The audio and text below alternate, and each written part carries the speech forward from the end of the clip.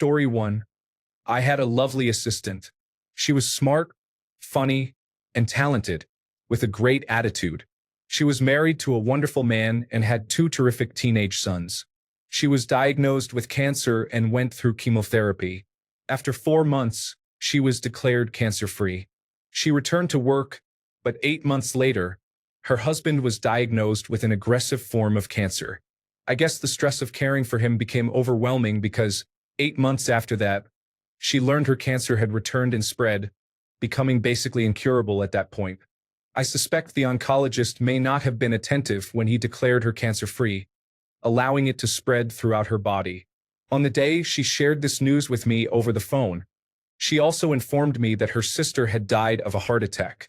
She loved working with me, often driving to the office before her chemotherapy and radiation to assist me, despite my telling her she didn't need to. For months after her diagnosis, she entered hospice care. A month later, she passed away. I was a 52-year-old man at the time and spent the entire day crying. The funeral was painful. My wife and I attended, hoping for some comfort.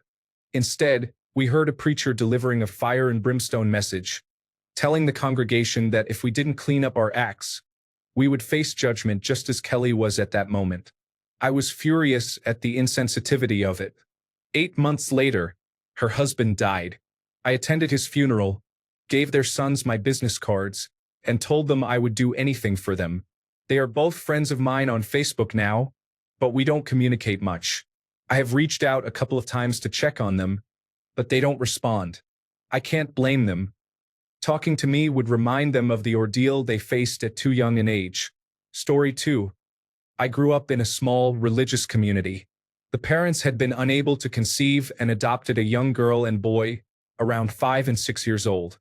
Both children had been placed in the system due to horrific neglect and abuse. Having to fend for themselves was challenging. A few years later, the father, a prominent figure in the community, began sexually abusing and trafficking the son. This was discovered when the son was about 14, after 5 years of abuse, when someone the father tried to sell to reported him to the authorities. The father went to jail and the community stopped supporting the small business the family ran, resulting in the children and their mother, who had no idea about the abuse, losing their livelihood.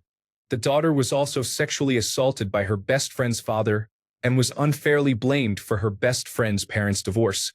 While the boy's name was not published, everyone in the small town knew who the victim was.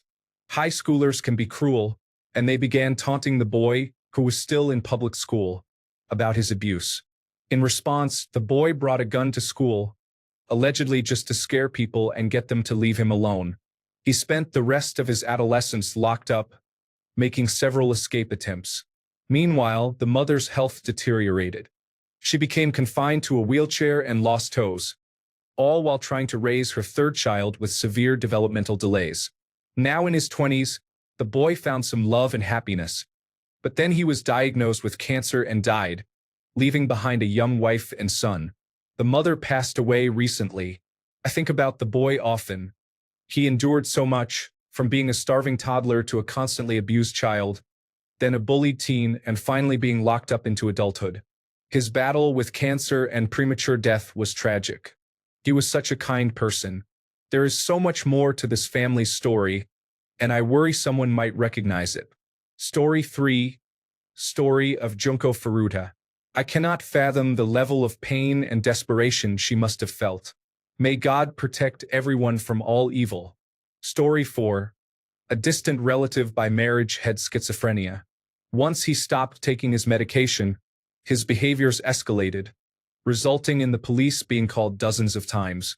His wife attempted to leave him multiple times, but he always threatened that if she left with their 3 young children, aged 11, 7, and 5, he would kill them all and her parents.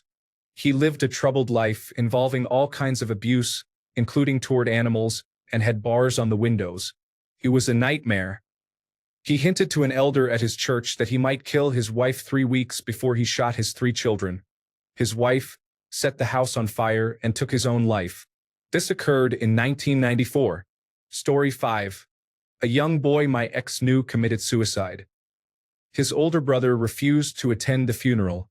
and when their parents returned home from the service, the older brother had hanged himself. Story 6. Omera Sanchez's story is tragic, made even more poignant by the heartbreaking photographs of her ordeal.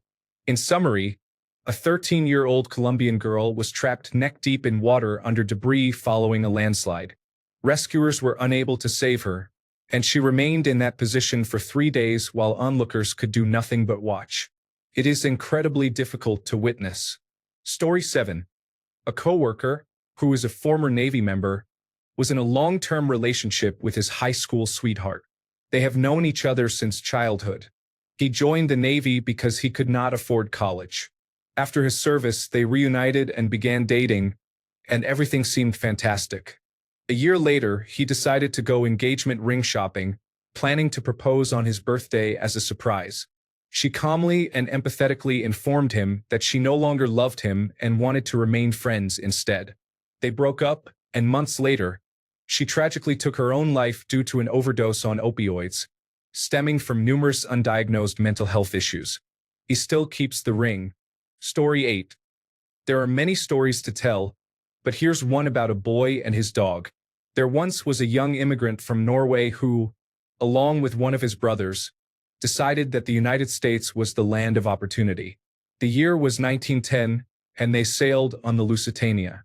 After many days at sea, they finally arrived at their destination, Ellis Island, New York. They heard the farmland was cheap in the Midwest, so that is where they headed next. Sometime after they arrived, the brothers met a family with several daughters, and soon after, they each married a lovely sister. The brothers strived to do their best, but it was the beginning of the Great Depression, and the dirty 30s were soon to follow. Life was a constant struggle for this young couple and their Midwestern family. As the years passed, their family was blessed with 6 children, 4 sons and 2 daughters. Sadly, they experienced some devastating losses, as was common due to a lack of proper medical care and home deliveries.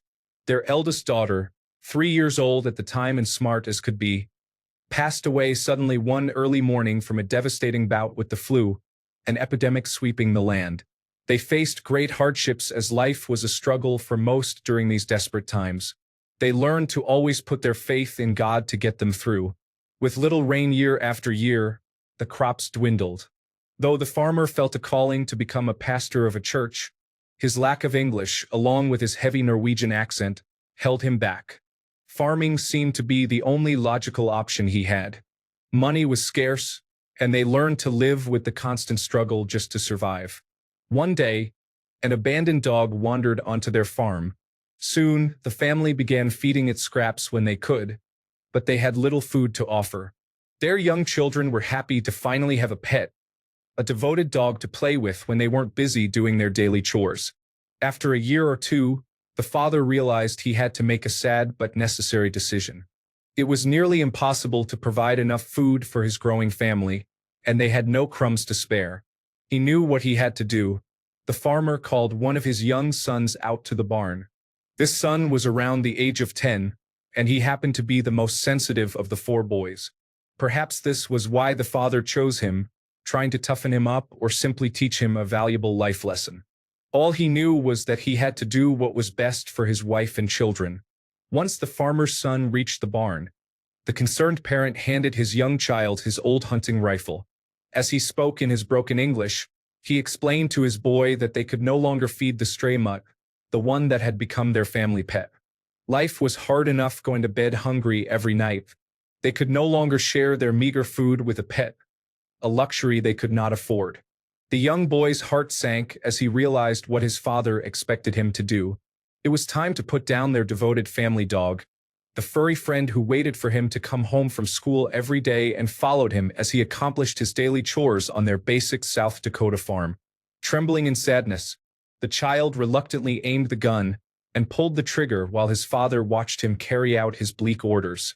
Unfortunately, due to the state of his distraught mind and utter sadness, he missed his intended target, instead severely injuring his beloved pet. The dog lay whimpering, struggling for life. Filled with horror, the boy looked at his father, silently crying as tears fell onto his cheeks. He knew he had failed his father's orders and had made it harder for his beloved pet. His father reacted without hesitation, taking the gun from his son's hands and finishing the job. That young, sensitive farm boy grew up to be my father. Dad became a wise, kind, and loving father who never raised his voice at us, not even once. He always demonstrated unconditional love towards my siblings, myself, and everyone who crossed his path. We loved and respected him more than anyone we ever knew. Dad became a leader in all he did while never losing his deep compassion for others, humans, and animals alike. We had a blessed childhood, growing up with many pets, including a toy poodle who lived a long life, many pet rabbits, hamsters, fish, baby chicks, mice, cats, and the occasional litter of kittens. They were all loved and well cared for. Our dad taught us so much and always led by example. I miss him every day. Story 9. Laika was a stray dog found on the streets of Moscow in 1957. Soviet scientists believed stray dogs were tougher and more resilient. Her real name was Kudryavka, meaning little curly, but she became known as Laika, meaning barker. Laika was chosen for Sputnik 2, the second artificial satellite to be launched into Earth's orbit. The Soviet Union wanted to outpace the United States again after the successful launch of Sputnik 1. The timeline was incredibly rushed, just over 4 weeks from start to launch, to coincide with the 40th anniversary of the Bolshevik Revolution. The purpose of the mission was to see if a living being could survive being launched into orbit and function in microgravity.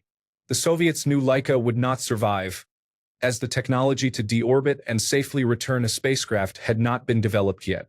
There was no plan to bring her back. Laika was confined in a tiny capsule and was trained by being kept in increasingly small cages, exposed to loud noises, and subjected to simulated rocket vibrations. Scientists even spun her in centrifuges to prepare her for G-forces. On November 3, 1957, Laika was launched into space aboard Sputnik 2. She survived the initial launch and even adapted to microgravity, her heart rate slowing as she relaxed. Soviet officials initially claimed she died painlessly after several days due to oxygen depletion. However, in 2002, it was revealed she actually died within 5 to 7 hours after launch, likely from overheating and stress, due to a failure in the thermal control system. Story 10. I have had some coworkers suffer the loss of their child. It is hard to choose, but perhaps the saddest story is that of a coworker who told me his toddler drowned in the backyard pool while his wife was not home and he had fallen asleep on the couch. I cannot imagine how I would cope if something like that were my fault. My daughter was around 3 when he shared this story, and it affected me deeply. I concealed my feelings but experienced contempt for him as a father. It was not just directed at him, but also towards both parents. It was a preventable tragedy. People in Phoenix typically install pool fences if they have small children. Yes, they divorced.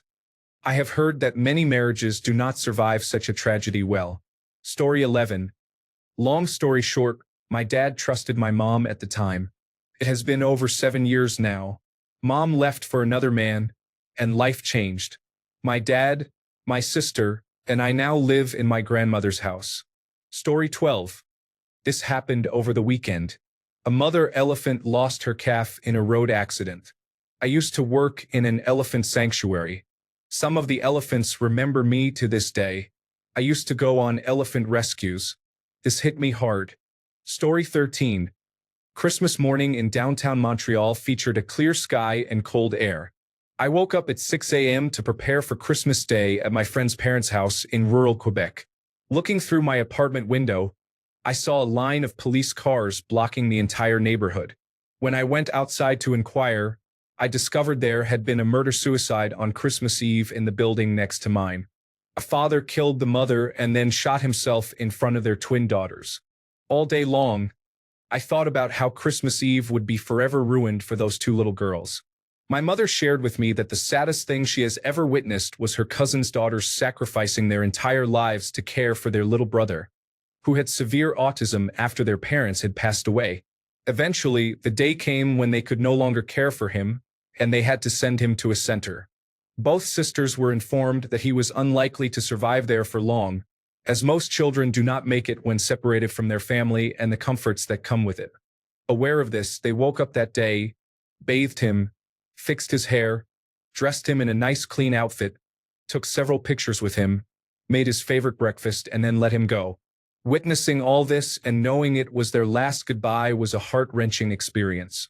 Sadly, their brother died within a week. Story 14. I went to school with a guy who lost his child in a tractor-trailer accident.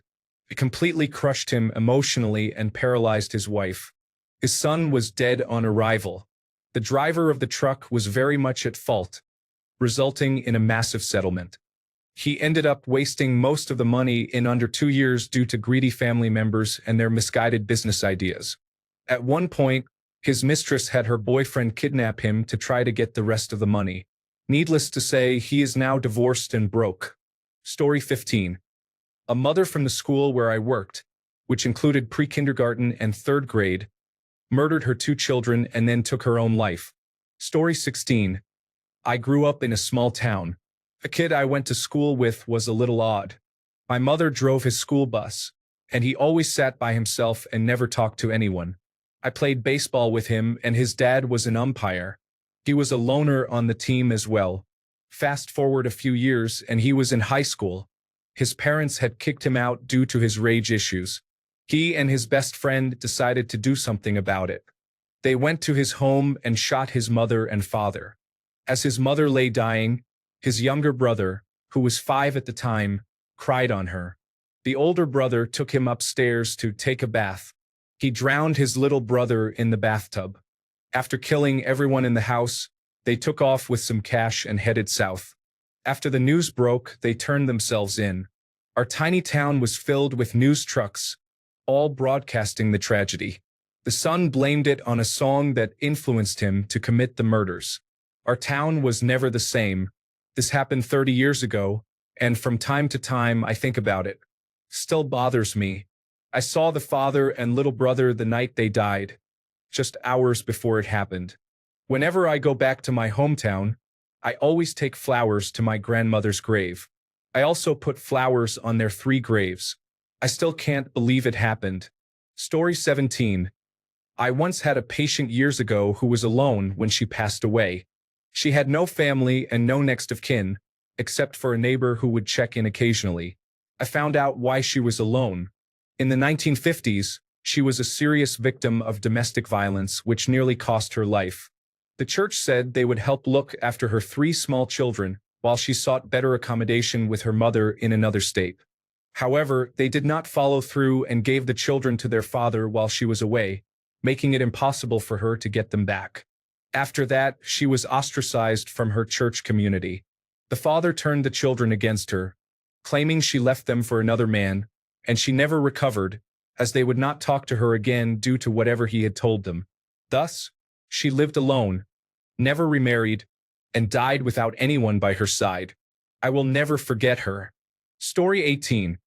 My grandma accidentally hit a dog while driving to my mom's house to deliver the bridal brunch present she got for my cousin. This happened shortly after lockdown, and my cousin's in-laws are opposed to vaccinations, which made her even more upset as it was too risky for her to attend. The dog escaped because the pet sitter left the car gates open. A short time later, my mom and half-sister picked me up for the brunch. They were upset as well. Then my dad called and informed me that my childhood dog isn't doing well and probably has about a week left. Story 19. I worked for a grocery store where people were constantly chatting. Silence did not exist when people were present. Felt like a high school where we got paid to attend. Despite being a store with around 200 employees, every single one of us knew someone in the theater on the night of the Aurora Theater shooting. There was complete silence for the next week. Story 20. About 20 years ago, I worked at a grocery store. I was there in the early mornings and would see the overnight stockers as they finished up and left. One morning, screams and wails erupted from the break room upstairs. One of the stockers mentioned something to the effect of, "She was fine last night." It turns out his daughter, the day before, had fallen out of a grocery cart onto her head. She was around 4 to 5 years old, if I remember correctly. She had gone to bed the night before, and the mother found her the next morning, dead in her bed. I still remember those screams. The anguish of that father as his soul was shattered that day. Story 21. In high school, we had a deep rivalry with another school. Apparently, a student from my school started a fight, and the other person got embarrassingly beaten. No need for a hospital. The person from the other school sought revenge and showed up at one of our parties with a group of friends, attacking another student with a bat. This resulted in brain damage and the need for reconstructive surgery. Tragically, he targeted the wrong person. The victim was kind-hearted, had never done anything wrong, and was mistakenly identified. His life was forever changed. It was heartbreaking. The individual who committed the attack ultimately took his own life due to the shame. None of it needed to happen. It was just a loss all around. Story 22. Sabrina Dunnigan, a mother of 5, left her children in the care of her parents while she drove a friend to work. Upon returning, she found her house engulfed in flames. The fire was too intense for her father to reach the children, so he and his wife jumped out of the window. Tragically, all 5 children died. Story 23. The story is about a loyal dog named Gellert, who belonged to Llywelyn the Great, a prince of Gwynedd in Wales. One day, Llywelyn and his hunting dogs went out for a hunt, leaving their baby asleep in the castle. A wolf entered the room while they were gone and was about to attack the baby. Gellert, faithful to his duty, bravely fought off the wolf and managed to kill it. Upon Llywelyn's return, he found Gellert covered in blood. He also found the baby's cradle overturned and the room in disarray. In his panicked state, Llywelyn assumed that Gellert had harmed his son. He drew his sword and killed Gellert in a moment of rage. However, upon hearing the baby's cries, Llywelyn rushed to the cradle and saw the child unharmed, lying next to the dead wolf. He realized his mistake and was filled with remorse. He buried Gellert with great ceremony in a nearby spot, now known as Bedglert, which translates to Gellert's grave. The legend of Gellert continues to be told and remembered in Wales, and visitors to Bedglert can still visit the spot where Gellert is said to be buried. Story 24. A boy I attended high school with jumped off a bridge over an expressway during our junior year. I didn't really know him, but after his death, I discovered he was homeless at just 17 years old. I was thinking about him the other day. Story 25. My life. Someone born into an abusive family tried to improve her situation but was betrayed by everyone she loved. She finds herself completely alone now and is ready to give up. The end. Story 26.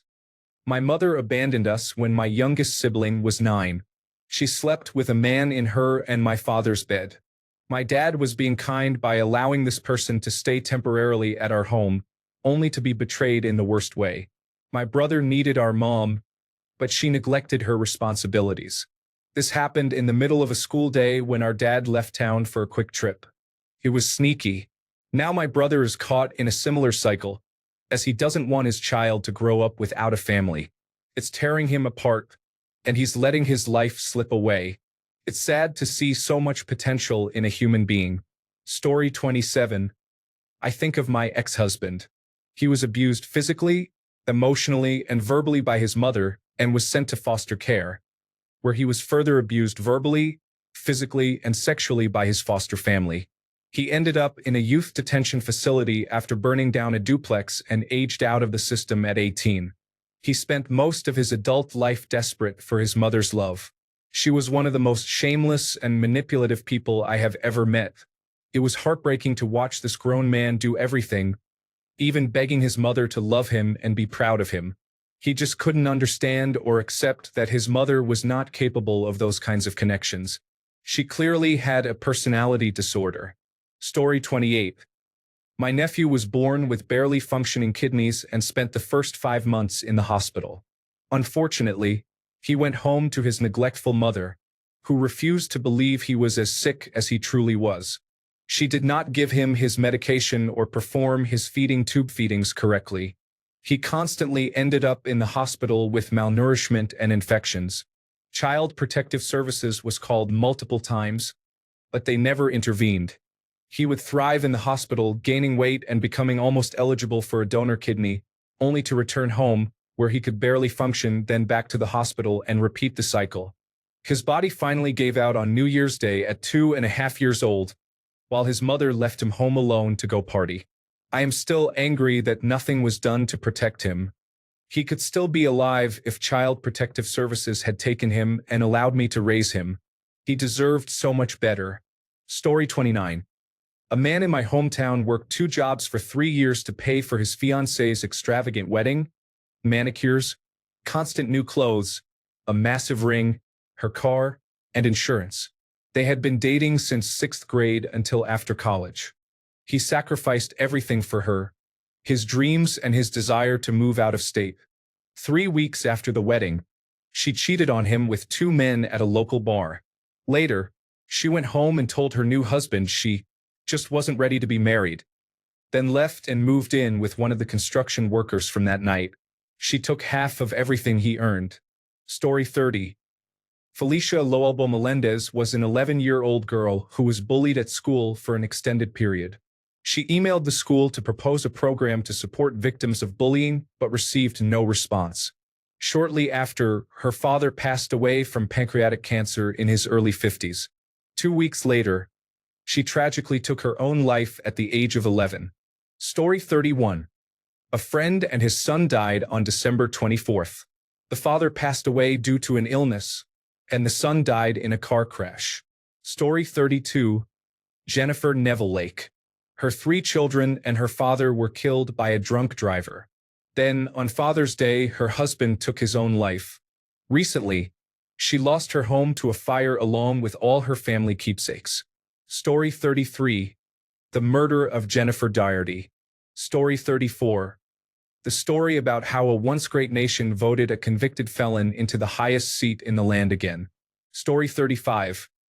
My coworker comes from a large family with 10 siblings in South Asia. Their father passed away, which clearly shook up the family. A year later, one of the sisters had a baby through a cesarean section. Unfortunately, she developed a blood clot and passed away within 5 months. My coworker feels overwhelmed by grief and anxiety, struggling to catch her breath. She had been experiencing various health issues, so someone suggested she visit the emergency room just to be safe. She stayed there for 3 days before being diagnosed with stage 4 lymphoma.